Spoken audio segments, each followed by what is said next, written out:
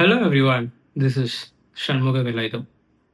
எக்ஸாம்பிளுக்காக ஒரு சில characters add பண்ணி ஒரு ஸ்டோரி சொல்கிறேன், அண்டர்ஸ்டாண்ட் பண்ணிக்கோங்க. ஒரு ஊரில் சரவணவேலும் தனலட்சுமியும் ரொம்ப நாளாக வாழ்ந்து வந்துட்டு இருந்தாங்க. தனலட்சுமிக்கு சொந்த வீட்டுக்கு போகணுன்னு ரொம்ப நாளாக ஆசை. ஸோ தனலட்சுமி சரவணவேல்கிட்ட நம்ம சொந்த வீட்டுக்கு போகணுன்ட்டு சொல்கிறாங்க. ஆனால் சரவணவேலுக்கு இனஃப் மணி இல்லாததுனால வீடு கட்ட முடியாமல் இருந்துச்சு.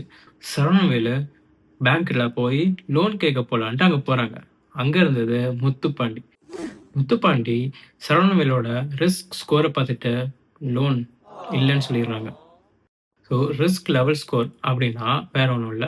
எந்த ஏரியால அந்த பர்ட்டிகுலர் பெர்சன் வந்து ஸ்டே பண்ணியிருக்காங்க, அவங்களோட எக்ஸ்பெண்டிச்சர் எவ்வளோ, இன்கம் எவ்வளோ, அவங்களோட கிரெடிட் கார்டு ஸ்பெண்டிங் பிஹேவியர் எப்படி இருக்கு, ரீபேயிங் பேட்டர்ன் எப்படி இருக்கு, இதுக்கு முன்னாடி வந்து லோன் எடுத்திருக்காங்களா இல்லையா? அந்த லோன இப்ப கரண்ட்டா எக்ஸிஸ்டிங் லோன் இருக்குதா இல்லையா? ஸோ இதெல்லாமே பார்ப்பாங்க. இத பார்த்துட்டு இதோட டேட்டா இதெல்லாம் வந்து வேரியபிள்ஸ். இந்த வேரியபிள்ஸ்லாம் அவங்க ட்ரெயின் பண்ணி மாடல் பில்ட் பண்ணுவாங்க. நெக்ஸ்ட் மார்க்கெட்டிங் பீப்பிள் உங்களுக்கு கால் பண்ணி கிரெடிட் கார்டு வேணுமா? அப்புறம் வந்து housing loan, personal loan, education loan, vehicle loan இதெல்லாம் வந்து கேட்குறாங்க பார்த்தீங்களா? இதுக்கெல்லாம் உங்க டேட்டாவ அவங்க அனலைஸ் பண்ணி, ஸோ இந்த ஏஜ் குரூப் பீப்பிள்க்கு வந்து இந்த சேலரி வந்து இவ்வளோ ஃப்ரீக்வன்சில வந்து கிரெடிட் ஆகுது. இவங்களுக்கு இந்த மாரி லோன் தான் தேவைப்படும். இவங்களுக்கு இந்த மாரி கிரெடிட் கார்ட்ஸ் ஆஃபர் வந்து தேவைப்படும்னு சொல்லி உங்களுக்கெல்லாம் கால் பண்ணுவாங்க. நெக்ஸ்ட் எனக்கு தெரிஞ்ச ஒரு பெர்சனோட நேம் ஜாகிர். அவருக்கு ரொம்ப சின்ன வயசு தான். ரொம்ப துருதுருன்னு இருப்பாரு. எந்த கெட்ட பழக்கமும் இல்ல. நல்லா ஹெல்த்தியா தான் இருந்துட்டு இருந்தாரு. ஆனா கொஞ்ச நாளாவே அவருக்கு உடம்பு சரியில்ல. அவரு பாடி டயர்ட் ஆகுது அப்படின்னு ஃபீல் பண்ணிட்டு இருந்தாரு. ஸோ சரி ஹாஸ்பிட்டல்ல போயிட்டு அவருக்கு செக்கப் பண்ணிடலாம் அப்படின்னு அங்க போறாங்க. அங்க ராஜாராம் இருந்தாங்க. ராஜாராம் அவரோட ஜாகிரோட ஹெல்த் ரிப்போர்ட்லாம் பார்க்குறாங்க. டெஸ்ட்லாம் எடுத்து பார்த்ததுக்கு அப்புறமா தெரிய வருது அவருக்கு கேன்சர்ன்னு. ஸோ டாக்டர் சொன்ன மாரியே கொஞ்ச நாள்லயே அவரும் இறந்திருக்காரு.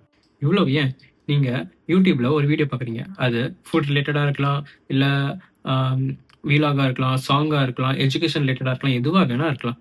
ஆனா, அந்த வீடியோ பார்த்து முடிச்சதுக்கு அப்புறமா உங்களுக்கு நெக்ஸ்ட்டா ஒரு வீடியோ சஜஷன் வரும்ல. இதுக்கு இந்த மாரி நான் சொன்ன ஒவ்வொரு எக்ஸாம்பிளுக்குமே ஒரு இம்பார்ட்டன்டான ஸ்டாட்டிஸ்டிக்ல ஒரு மாடல் யூஸ் பண்றாங்க. அதுதான் லாஜிஸ்டிக் ரெக்ரெஷன்.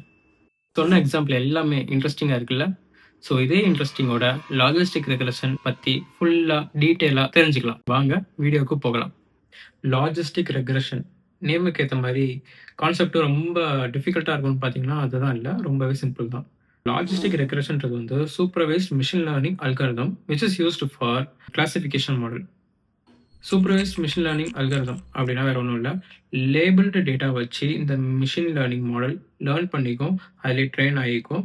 அதுக்கப்புறமா நியூ அன்சீன் டேட்டாக்கு அத வந்து பிரெடிக்ட் பண்ணுது இல்லையா? இல்லன்னா கிளாசிஃபை பண்ணுது இல்லையா? இததான் வந்து சூப்பர்வைஸ்ட் மிஷின் லேர்னிங் அல்காரிதம் சொல்றோம். அது என்ன லேபிள்டு டேட்டா?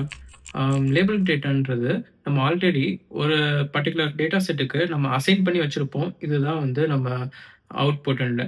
அததான் நம்ம லேபிள்டு டேட்டா சொல்லுவோம். எக்ஸாம்பிள் உங்க மொபைல்ல வெதர்ன்னு ஒரு ஆப் இருக்கு.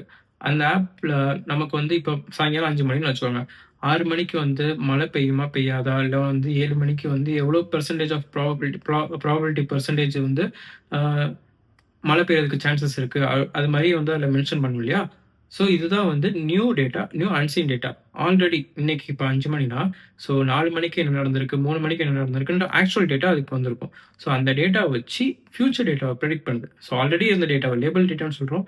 ஃபியூச்சர் டேட்டாவ வந்து அன்சீன் நியூ டேட்டான்னு சொல்றோம். இந்த லாஜிஸ்டிக் ரெக்ரெஷன்ல எங்கெல்லாம் நமக்கு 2 வேரியபிள்ஸ் வருதோ, அங்கெல்லாம் அதெல்லாம் நம்ம வந்து பைனரி கிளாசிஃபிகேஷன் மாடல் அப்படின்னு சொல்லுவோம். உதாரணத்துக்கு yes, no, okay, not okay, true, false அந்த மாரி நம்ம சொல்றோம் இல்லையா? இதெல்லாம் வந்து பைனரி கிளாசிஃபிகேஷன். இதுவே 2க்கு மேல 3ல இருந்து அதுக்கு மேல கேட்டகரைஸ்டா இருந்துச்சுன்னா, மல்டி கிளாஸ் கிளாசிஃபிகேஷன் மாடல் அப்படின்னு நம்ம அது வந்து நம்ம சொல்லுவோம். லாஜிஸ்டிக்ல மொத்தம் 3 டைப்ஸ் இருக்கு. Binomial, multinomial, ordinal. So binomial இதில வந்து நம்ம எஸ் ஆர் நோ டைப் நம்ம யூஸ் பண்ணுவோம். இல்ல okay, not okay, whether the person having disease or no disease அந்த மாரி நம்ம சொல்றதெல்லாம் வந்து பைனாமியல். எங்கெல்லாம் 3ல இருந்து அதுக்கு மேல கேட்டகரி வருதோ, அதெல்லாம் வந்து மல்டினாமியல்னு நம்ம சொல்லுவோம். ஸோ அம் இமேஜஸ் சர்டன் இமேஜஸ் குடுத்து கேட்டு, டாகு, டர்டாய்ஸ் அண்ட் ராபிட் அந்த மாரி நம்ம வந்து கேட்டகரி பண்றோம் இல்லையா? இதெல்லாம் வந்து மல்டினாமியல் கிளாசிஃபிகேஷன்ல வரும். அதுக்கப்புறமா ஆர்டினல் கிளாசிஃபிகேஷன். ஸோ இந்த ஆர்டினல் கிளாசிஃபிகேஷன்ல வந்து ரேங்கிங் ஆர்டர் நம்ம குடுக்குறோம். அதுல வந்து லோ, மீடியம், ஹை இது வந்து நம்ம ஆர்டரா குடுக்குறோம் இல்லையா? லோன்றது வந்து ஒரு ஆர்டர், மீடியம்ன்றது ஒரு ஆர்டர், ஹைன்றது ஒரு ஆர்டர். அதே மாரி middle class, higher upper middle class, rich people, lower middle class, poor people இதெல்லாம் வந்து ஒரு ஆர்டர் இல்லையா? ஸோ இதெல்லாம் வந்து ஆர்டினல் கிளாசிஃபிகேஷன்ல நமக்கு வரும். ஸோ இதுதான் இந்த 3 டைப். Sigmoid function. இது லாஜிஸ்டிக்ல ரொம்பவே ஒரு இம்பார்ட்டன்டான ஒரு மெத்தட். இந்த ஃபங்ஷனை யூஸ் பண்ணி தான் வந்து அவுட்புட் வேரியபிள் 0 to 1 ப்ராபபிலிட்டி ரேஞ்ச்குள்ள அசைன் பண்றாங்க. இந்த சிக்மாய்ட் ஃபங்ஷன் ஒரு எஸ் ஷேப் கர்வ்ல இருக்கும். இத சிக்மாய்ட் கர்வ்னு சொல்லுவாங்க, இல்லைனா லாஜிஸ்டிக் கர்வ்னு சொல்லுவாங்க. லீனியர் ரிக்ரெஷன்ல வந்து நம்ம straight line best fit of line சொல்லுவோம் இல்லையா? ஆனா இந்த best fit of line logistic ரிக்ரெஷன்ல அப்ளிகபிள் ஆகாது. அதுக்கு பதிலா தான் நம்ம வந்து எஸ் கர்வ் போடுறோம். இந்த லாஜிஸ்டிக் ரெக்ரெஷன்ல வந்து ஒரு த்ரெஷோல்ட் லிமிட் இருக்கு. த்ரெஷோல்ட் லிமிட்னா ஒரு கட் ஆஃப் பாயிண்ட். ஒரு குறிப்பிட்ட கட் ஆஃப் பாயிண்ட்டுக்கு மேல போச்சுன்னா நம்ம வந்து அத வந்து அக்செப்டபிள்னு சொல்லுவோம். இல்லன்னா அந்த குறிப்பிட்ட கட் ஆஃப் பாயிண்ட்டுக்கு கீழ வந்துச்சுன்னா அத வந்து ரிஜெக்ட்னு சொல்லுவோம். ஃபார் எக்ஸாம்பிள் ப்ராபபிலிட்டி 0 to 1 இருக்கு இல்லையா? 0.5க்கு மேல இருந்துச்சுன்னா நம்ம எஸ் அப்படின்னு நம்ம வந்து அசைன் பண்ணிப்போம். இதே 0.5க்கு கீழ அந்த வேல்யூஸ் இருந்துச்சுன்னா அத வந்து நம்ம நோன்னு அசைன் பண்ணிப்போம். இந்த மாரி அப்ரோச் தான் நமக்கு வந்து ரொம்பவே மீனிங்ஃபுல்லா ப்ரெடிக்ட் பண்றதுக்கு நமக்கு யூஸ் ஆகுது.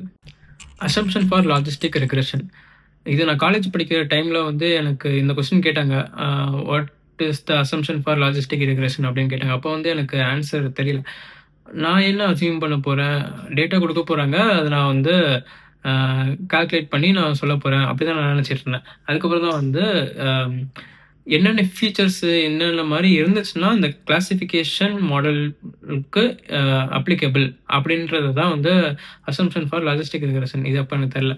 ஸோ லாஜிஸ்டிக் ரெக்ரெஷன்ல வந்து என்னென்ன பாயிண்ட்ஸ் நான் சொல்றேன்.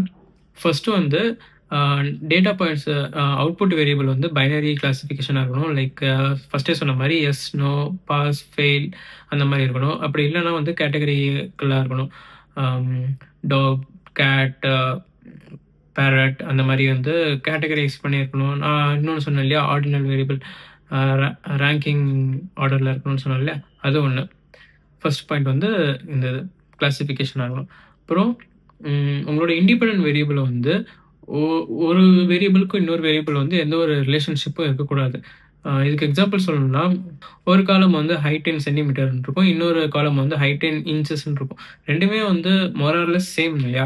இதுக்கும் அதுக்கும் வந்து காரிலேஷன் நம்ம கண்டுபிடிக்கும்போது அதுக்கு நம்ம மேட்ச் ஆகும். ஸோ அந்த மாரி இருக்கக்கூடாது. அதுக்கப்புறம் அப்சர்வேஷன் ஷுட் பி இண்டிபெண்டன்ட்டா இருக்கணும். எதுக்கும் அதாவது நான் உங்கள்ட்ட ஒரு கொஸ்டின் கேட்குறேன்னா, நீங்க ஒரு 10 பேர் ஆன்சர் சொல்றீங்கன்னா, ஒரு ஆன்சருக்கும் இன்னொரு ஆன்சருக்கும் வந்து எந்த ஒரு ரிலேஷன்ஷிப்பும் இருக்காது. ஸோ அதுதான் வந்து independent observation for dependent variables. Next வந்து அவுட்லேயர்ஸ் இருக்கக்கூடாது. உங்க டேட்டா பாயிண்ட்ஸ்ல வந்து நம்ம கேட்டகரி வேரியபிள் நம்ம அவுட்புட் வேரியபிள் பார்க்குறோம்ல, அதுக்கு வந்து எந்த ஒரு அவுட்லேயர்ஸும் இருக்கக்கூடாது. ஃபார் எக்ஸாம்பிள் சொல்லணும்னா, நம்ம கிளாஸ்ல வந்து ஒரு 20 பேர் இருக்காங்க. 20 பேரோட ரேங்க் வந்து 1, 2, 3ன்னு நம்ம ஒரு ஆர்டர்ல பண்ணும்போது, மொத்தமே 20 பேர் தான். ஆனா வந்து ரேங்க்ல வந்து 35த் ரேங்க் அந்த மாரி ஏதாவது இருந்துச்சுன்னா, அது வந்து அவுட்லேயர்ன்னு நம்ம சொல்றோம். ஸோ இந்த மாரி இருக்கக்கூடாது. நெக்ஸ்ட் வந்து எவ்வளோக்கு எவ்வளோ டேட்டா பாயிண்ட்ஸ் வந்து சைஸ் அதிகமா இருக்கோ, அந்த அளவுக்கு நம்மளோட மாடல் ப்ரெடிக்ஷன் வந்து அக்யூரசி ரொம்பவே நல்லாயிருக்கும். இதுதான் வந்து assumption for logistic regression. So logistic ரெக்ரெஷன்ல என்னென்ன டெர்மினாலஜிலாம் இன்வால்வ் ஆயிருக்குன்னு நம்ம தெரிஞ்சுக்கலாம்.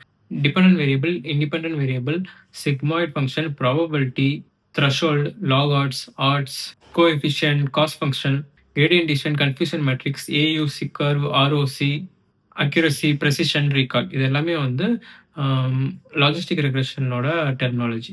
லாஜிஸ்டிக் ரெக்ரெஷன் ஃபங்ஷன் கான்செப்ட் இப்போ உங்களுக்கு அண்டர்ஸ்டாண்ட் ஆயிருக்கும்னு நான் நம்புறேன்.